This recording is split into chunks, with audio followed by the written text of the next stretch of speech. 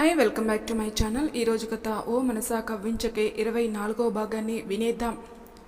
రేయ్ ముందు నన్ను వదులు, కిందికి దించు అంటూ వరుణ్ ఒడిలో గింజేసుకుంటుంది నందు. ఎహే కాసేపు నోరు మూసుకుని ఉండు, ఇప్పుడే కదా నీకు నాకు పెళ్ళయింది, కనీసం పెళ్ళవి 10 నిమిషాలు కూడా కాలేదు, నా చేత చెంపదెబ్బలు తింటావా అంటూ ప్రేమగా నందు కళ్ళల్లోకి చూశాడు వరుణ్. ప్లీజ్ ప్లీజ్ అబ్బా నువ్వు అలా చూడకు వరుణ్, నన్ను కిందికి దించు అంటూ బాధగా చూసింది నందు. నేను దించను నందు, ఇప్పటికే చాలా లేట్ చేశాను, అసలు నిన్ను వదులుకెళ్ళాను. ఒక్క సిరి ఏంటి, ఎంతమంది సిరీలు వచ్చినా ఈ వరుణ్ ఎప్పటికీ నీవాడే అంటూ కన్ను కొట్టి నందుని కారులో పడేసి కార్ స్టార్ట్ చేశాడు.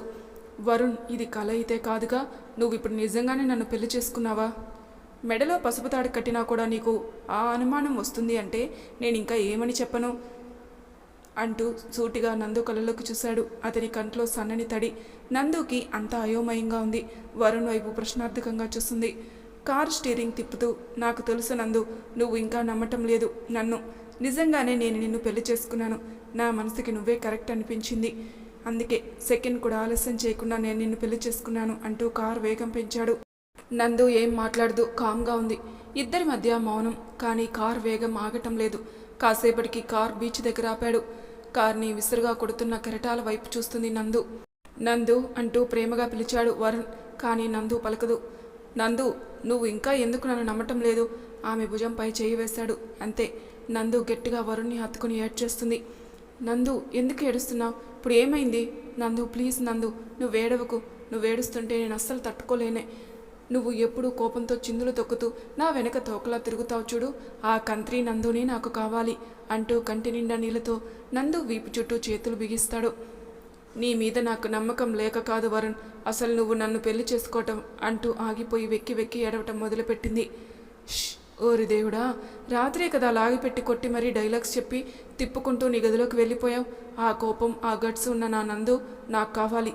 ఇలా ఏడిస్తే నాకు ముందే మైండ్ డిస్టర్బ్ అయిపోతుంది అంటూ నందు మెడ దగ్గర చేయి వేసి ఫేస్ని తన వైపుకి తీసుకుని, ఎందుకు ఏడుస్తున్నావు అంటూ నందు నుదుటిన తల ఆనించి, ఏమైంది, ఎందుకు ఇలా డల్ అయిపోయావు?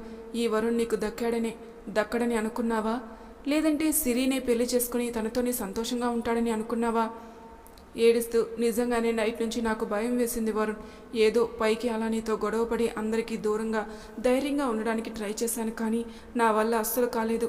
నిజం చెప్పనా అంటూ సూటిగా వరుణ్ కళ్ళలోకి చూసి, పిచ్చిగా ప్రేమించాను నిన్ను, ఎలా మర్చిపోగలను? అంత ఈజీ కాదు నా వరుణ్ణి మర్చిపోవాలంటే.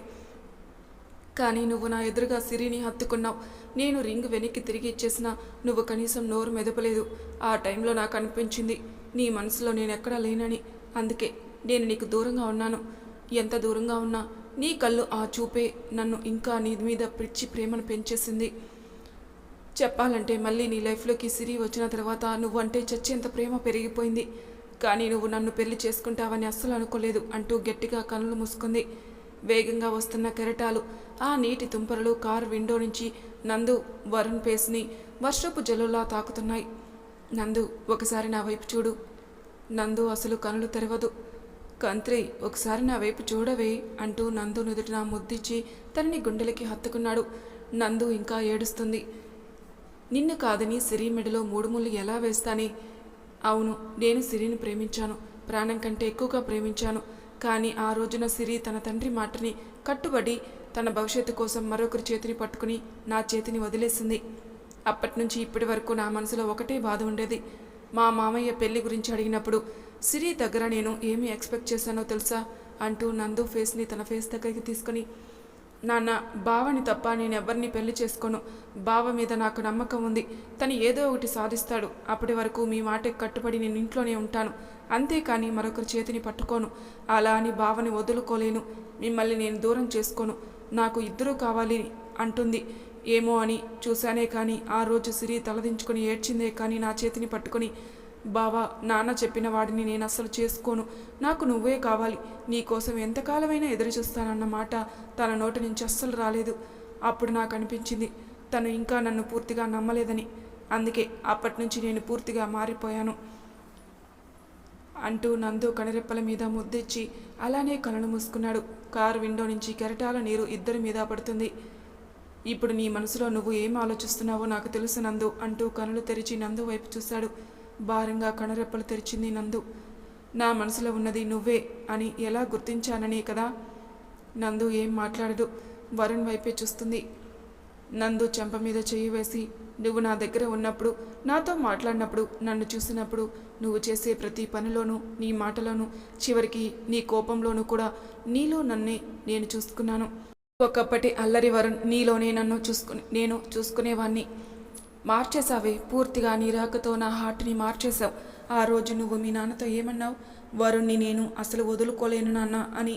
నా మీద నీ ప్రేమ నీ మాటల్లో అవసరం లేదే, నీ చూపు, ఆ ఒక్క చూపు చాలు నువ్వు నన్ను ఎంతగా ప్రేమిస్తున్నావో. నా కోసం, నా ప్రేమ కోసం నువ్వు నీ ప్రేమనే త్యాగం చేసావు. నిన్ను చూసినప్పుడే మనసు అదుపు తప్పింది. నందు, నీకు తెలుసా, ప్రతిరోజు నువ్వే గుర్తొచ్చేదానివి. తెలీదే, ఈ వరుణ్ మనసులో నువ్వు తిష్ట వేసేసి కూర్చున్నావు. ఎలానే ఇంత పిచ్చిగా నన్ను ప్రేమించావు? నీకు నేను ఎప్పుడూ బోరు కొట్టలేదా? ఎప్పుడు నీ మీద కోప్పడేవాడిని, తిట్టేవాడిని, కసరేవాడిని. అయినా ఎందుకే నన్ను పిచ్చిగా ప్రేమించావు చెప్పు అంటూ నందు వైపు చూశాడు వరుణ్. అప్పటికే నందు ఫేస్ ఎర్రగా అయిపోయింది ఏడవటం వలన. మాట్లాడవే, ఇలానే ఏడుస్తూ కూర్చుంటావా? నైట్ నీ ఇష్టానికి నువ్వు కొట్టేసి వెళ్ళిపోయావు. పోనీ నువ్వేమన్నా తిన్నగా వెళ్ళావా? లేదు. పైగా వరుణ్ ప్రేమ డైరీ ముగిసిపోయింది అంటూ భారీ డైలాగ్స్ చెప్పి వెళ్ళావు. నువ్వు ఆ మాట అనగానే ఇక్కడ హార్ట్ అంటూ నందు చేతిని తన గుండెల మీద పెట్టుకుని ఆ మాటతో నన్ను కిల్ చేశావు నందు. నువ్వు ఆ మాట అన్న దగ్గర నుంచి నాకు నిజంగానే పిచ్చి పట్టి అయిపోయింది అంటూ బాధగా నందు వైపు చూశాడు. నందు వరుణ్ వైపు చూసి, ఇప్పుడు నా మెడలో 3 ముళ్ళు వేశావు కదా, మన ఎంగేజ్మెంట్ నాడే నువ్వు నన్ను కాదని సిరి చేతిని పట్టుకున్నావన్న కోపంతోనే నేను మా నాన్ననే నాకు ప్రపంచమని మా నాన్న చేతిని పట్టుకుని దూరంగా వెళ్ళిపోతే ఏం చేసేవాడివి? వరుణ్ చిన్నగా నవ్వి, నీ మనసులో మీ నాన్న నేను ఎప్పుడో ప్లేస్ కొట్టేశాం. మీ నాన్న అంటే నీకు పంచప్రాణాలు. నన్ను చూశాక మీ నాన్న పక్కన నన్ను నిలబెట్టేశావు. నాకు తెలుసు నందు, నువ్వు నన్ను మరిచిపోలేవు. ప్రాణం ఉన్నంత వరకు కూడా ఈ వరుణ్ణి నువ్వు అస్సలు వదిలిపెట్టావు. అందుకే నీ మెడలో నేను 3 ముళ్ళు వేశాను అంటూ నందు వైపు చూశాడు. కనీసం నాకు ఒక్క మాట కూడా చెప్పకుండా ఇలా నా మెడలో 3 ముళ్ళు వేశావు. ఇప్పుడు అందరికీ ఏమని సమాధానం చెప్తావు? ఆ విషయాలన్నీ నువ్వు ఆలోచించుకో, నీ మొగుడు చూసుకుంటాడు. నువ్వు ఆలోచించాల్సింది ఒక్కటే, నన్ను ఎలా బాగా చూసుకోవాలి, ప్రేమని ఎలా పెంచాలి అని అంటూ నందుని దగ్గరికి తీసుకుని పెదవులపై ముద్దులిచ్చేలోపే నందు కోపంగా వరుణ్ణి వెనక్కి నెట్టి, నన్ను ముట్టుకున్నావంటే చంపేస్తాను, నన్ను టచ్ చేయకు. నేనేం చేశానే? నిన్ను పెళ్లి చేసుకున్నాను కదా, నాకు ఆ మాత్రం హక్కు లేదా? కనీసం ముద్దు కూడా పెట్టుకోకూడదా? ఎవరిని అడిగి పెళ్లి చేసుకున్నావు? నన్ను అడిగి పెళ్లి చేసుకున్నావా, లేదంటే మా నాన్న పర్మిషన్ అడిగి నన్ను పెళ్లి చేసుకున్నావా? నందుని ఫోర్స్గా దగ్గరికి లాక్కొని, ఎవరి పర్మిషన్ నేను తీసుకోవాల్సిన పని లేదే కంత్రి, నువ్వు మొత్తం నాకే సొంతం. నీ మీద సర్వ హక్కులు నావే. చివరికి నీ మీద కూడా నీకు హక్కు లేదు. నా మీద ప్రేమేనా ఇదంతా అంటూ నందు 2 కనుబొమ్మలు దగ్గరకు ముడిచి మరీ అడిగింది. చూపించనా ఎంత ప్రేమ ఉందో అంటూ పెదవుల దగ్గరికి వచ్చాడు. వరుణ్ పెదవులపై చేయి పెట్టి, నేను అడిగింది ఈ ప్రేమ కాదు సార్, సడన్గా ఇంత ప్రేమ నా మీద ఎలా వచ్చిందని. నువ్వు ఇంకా నా దగ్గర ఏదో దాస్తున్నావు. సంథింగ్ ఏదో జరిగింది, అందుకే నువ్వు నన్ను ఉన్న బలంగా పెళ్లి చేసుకున్నావు, అవునా అంటూ సూటిగా చూసింది. ఈ దొంగ మొకంది నాకన్నా కంత్రీది కదా, అన్నీ డౌట్స్ వస్తాయి దీనికి అనుకుని, హే ఆపు, అంత సీన్ ఏం లేదు. అయినా నీ ఫేస్కి నేనే ఎక్కువ, అందుకే పెళ్లి చేసుకుని వచ్చాను. లేదంటే నీ ఫేస్కి ఎవరు వస్తారు? నందు కోపంగా చూసి, నాకు సీన్ ఉందో లేదో తర్వాత సంగతి, నా ఫేస్కి నువ్వే ఎక్కువ కదా. అయినా నా అందం నీకు నచ్చినప్పుడు నాతో రొమాన్స్ చేయకు, మూసుకొని కారు పోని. అటు తిప్పి ఇటు తిప్పి నాకే ఎసరు పెడుతుంది ఇది. ఏయ్, ఇందులో అయితే నో కాంప్రమైజ్ అంటూ నందుని దగ్గరికి తీసుకుని ఏదో జోక్ చేశాను. నీకు ఇష్టం లేకుండా ఈ వరుణ్ ఏం చేయడు, కానీ పద ఇంటికి వెళ్దాం. వరుణ్ ఆ మాట అనగానే నందు భయంగా చూసింది. కంగారు పడుకు, చెప్పాను కదా, నువ్వు చేయాల్సిందంతా నువ్వు నన్ను ప్రేమగా చూసుకోవటమే. ఇంట్లో అందరి సంగతి నేను చూసుకుంటాను, సరేనా అంటాడు వరుణ్. కానీ వరుణ్, నువ్వు చేసింది మాత్రం తప్పు. ఎవరికి చెప్పకుండా పెళ్లి చేసుకున్నావు. మన పెళ్ళి ఎంతవరకు దూరం తెస్తుందో అని భయం వేస్తుంది. కానీ ఒకటి చెప్తాను, నా మాట వింటావా? చెప్పు కంత్రి. ఆ మాటకి నందు చురుగ్గా చూసి, నాకంటే పెద్ద కంత్రివి నువ్వే. హహహహ, ఇది నిజమే కదా, అందుకే రౌడీ అబ్బాయికి రౌడీ పెళ్ళాం దొరికింది అంటూ నందు బుగ్గలు పట్టుకొని, ఈ బుర్రెలాంటి బుగ్గలు చూస్తే అసలు నా చేయి కుదురుగా ఉండదు కంత్రి అంటూ తన బుగ్గని కొరికి ప్రేమగా తన వైపు చూసి, ఏంటో చెప్పు నందు. వరుణ్ చెంపపై ముద్దిచ్చింది ప్రేమగా. వరుణ్ చిన్నగా నవ్వుకున్నాడు. ఎవరికి చెప్పకుండా నన్ను పెళ్లి చేసుకున్నావు. ఇంట్లో ఈ విషయం తెలిస్తే అందరూ నీ మీద నా మీద ఫైర్ అవుతారు. అందుకే మన పెళ్లి జరిగినట్టు ఎవరికీ చెప్పకుండా ఉందామా? నీ మొగుడు ఏమీ పిరికివాడు కాదే దాచేయడానికి. వరుణ్ ఇక్కడ ఏదైనా సరే ఫేస్ టు ఫేస్ తేల్చుకుంటాను. ఎవరైనా నాకు ఎదురు తిరిగితే అప్పుడు ఈ వరుణ్ ఏంటో ఇంకా బాగా తెలుస్తుంది. చెప్తాను, అందరికీ చెప్తాను. నువ్వు ఇలాంటి పిచ్చి ఆలోచనలు పెట్టుకోకు. నేను అసలే పిల్లల కోసం కలలు కంటుంటే నువ్వేంటే దాచేద్దాం దాపరికం అంటూ ఏదేదో మాట్లాడుతున్నావు. ఏదైనా గాలి సోకిందా వరుణ్ నీకు? నా మీద నువ్వు ఇంత ప్రేమ చూపిస్తున్నావు? ఎన్నిసార్లు చెప్పాలి నీకు ఆ మాట అనద్దని అంటూ కోపంగా చూశాడు వరుణ్. ఏదో అయింది ఈరోజు ఈ తిక్కలోడికి, అందుకే నన్ను ఇలా ఆట బొమ్మను చేసి మెడలో 3 ముళ్ళు వేశాడు అంటూ వరుణ్ వైపు ప్రేమగా చూసి, వరుణ్ చెప్పు కంద్రి. అబ్బా అలా పిలవకు, నాకు నచ్చదు. నా ఇష్టం, నేను ఎలా అయినా పిలుచుకుంటాను అంటూ ఫేస్ మీద పడుతున్న తుంపరులు తుడుచుకొని కారు స్టార్ట్ చేశాడు. నాకు భయంగా ఉంది వరుణ్. మీ నాన్నమ్మ ఇంకా సిరి ఎలా రియాక్ట్ అవుతారో నాకు మైండ్ పనిచేయటం లేదు. చెప్పాను కదా నేను అన్నీ చూసుకుంటానని. కానీ వరుణ్ నువ్వు కోపంగా ఏం మాట్లాడుకు. ఏదైనా సరే కూల్గానే మాట్లాడు. మనం చేసింది తప్పు కదా, అందుకే ఇంట్లో వాళ్ళు ఏమన్నా సరే నువ్వు కామ్గా ఉండు. నేను సమాధానం చెప్తాను. ఏమని సమాధానం చెప్తావు? ఏదోటి చెప్తాను అంటూ ఆలోచిస్తుంది. నందు చేతిని పట్టుకుని కంగారు పడుకున్నందు నేను చూసుకుంటాను అంటూ చేతిలో ఫోన్ వైబ్రేట్ అవ్వడంతో, చెప్పరా ఏమైంది, చెప్పిన పని చేసావా అంటాడు వరుణ్. చేశాను, నువ్వు రావటమే లేట్. నువ్వు టెన్షన్ పడకు. ఇంతకీ అయిపోయిందా పెళ్ళి? అయిపోయింది. అందుకే కదా నందుని తీసుకుని బయటికి వచ్చాను. సరే నేను ఇంటికి రాగానే నీతో అన్ని విషయాలు మాట్లాడతాను. సరే వరుణ్ ఉంటాను. బాయ్ అంటూ వరుణ్ కాల్ కట్ చేసి నందు వైపు చూశాడు. ఎవరు ఫోన్లో? ఎవరో కాదు, నా ఫ్రెండ్ అంటూ కారు వేగం పెంచాడు. అమ్మమ్మ బావా ఏంటి ఇంకా రాలేదు, చాలాసేపు అయింది బయటికి వెళ్ళి అంటుంది సిరి. వసుంధర సిరి వైపు చూసి, అయినా వాడికి పసుపు రాశాం కదే, చెప్పాను కదా అసలు బయటికి వెళ్ళకూడదని. అయినా వీడు తిక్కలోడు కదా, ఎవరి మాట వినడు. రాని వచ్చాక చెప్తాను వాడి సంగతి అంటూ పళ్ళు నూరేసింది వసుంధర. అప్పుడే కిందికి వచ్చారు సురేంద్ర, సురేష్. వసుంధర మాటలు విని కామ్గా పక్కన కూర్చొని ఇద్దరు సిరి వైపు చూశారు. ఎంతో ఆనందంగా ఉంది సిరి. పెళ్లి కల ఫేస్తోనే వెలిగిపోతుంది. ఇద్దరి చూపు గమనించిన సునీత, ఏంటండి కోడల వైపు అలా చూస్తారు, దిష్టి తగులుతుంది అంటూ సిరి పక్కన కూర్చొని, సిరి కొంచెం తిని తల్లి, తెల్లవారుజామునే పెళ్ళి కదా, తొందరగా తినేసి పడుకో.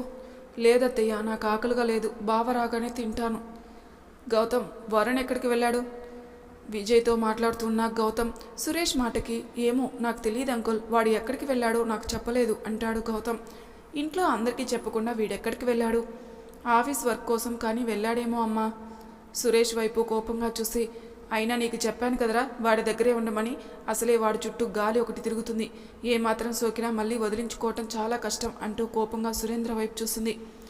అమ్మా చూడు, ఏదైనా ముక్కుసూటిగా మాట్లాడు, అంతేకాని గుణపాలు గుచ్చేలా మాట్లాడుకు. ఎప్పుడు చూసినా నందు మీద విరుచుకుపడమే నీ పని. మీ చూపులు తట్టుకోలేక రూమ్లోని ఒంటరిగా ఉంటుంది ఆ పిచ్చి పిల్ల. పైగా తన కిందికి వస్తే చాలు ఏదో పురుగును చూసినట్టు చూస్తున్నారు. అయినా సిరి వచ్చాక తను వరుణ్ జోలికి వెళ్ళటం లేదు కదా, అయినా ఎందుకమ్మా తనంటే నీ కోపం అంటూ గట్టిగానే మాట్లాడాడు సురేష్. సురేంద్ర ఏమీ పట్టనట్టు కాలు మీద కాలు వేసుకుని పేపర్ చదువుతున్నాడు.